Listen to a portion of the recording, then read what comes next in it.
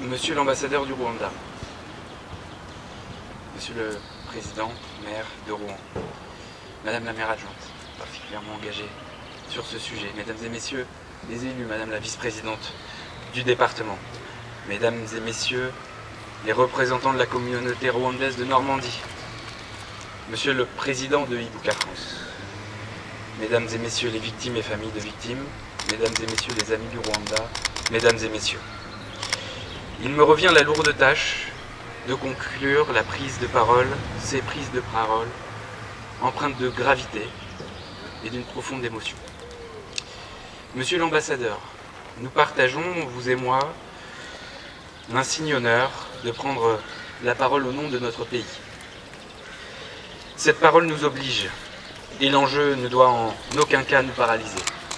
Cela vient d'être effectivement parfaitement démontré par vous-même et vous nous avez dressé une magnifique feuille de route, je crois.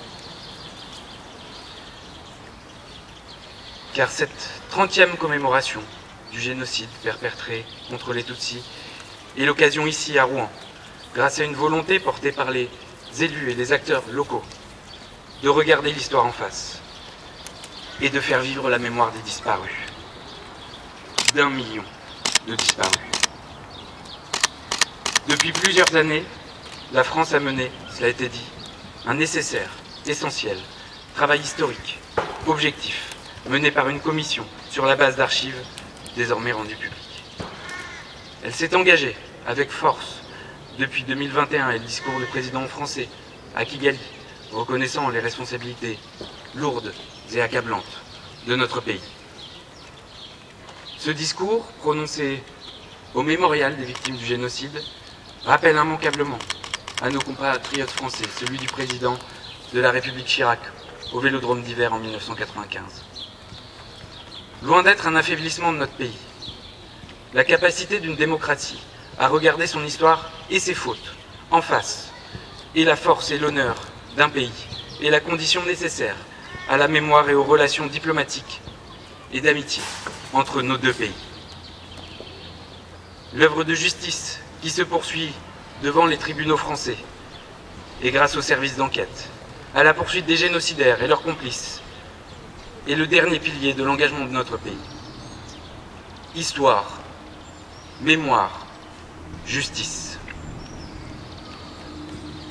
Avec gravité, devant cette stèle, en présence de victimes, témoins et familles, je veux dire que la France se souvient et qu'elle se souviendra.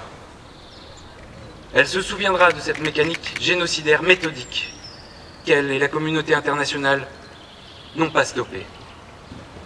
Elle se souviendra de cette traque, de ces viols, de ces tortures, de ces assassinats monstrueux. Elle se souviendra des morts comme des survivants, des rescapés et des orphelins.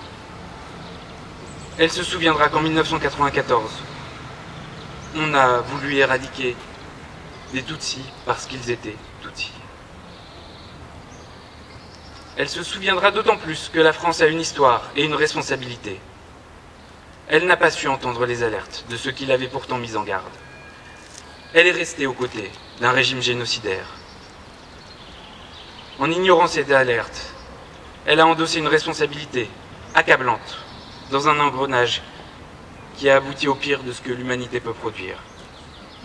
Alors avec humilité et avec respect, nous devons nous recueillir en reconnaissant l'ampleur de ce qui est nos responsabilités. Nous nous souvenons, nous nous souviendrons.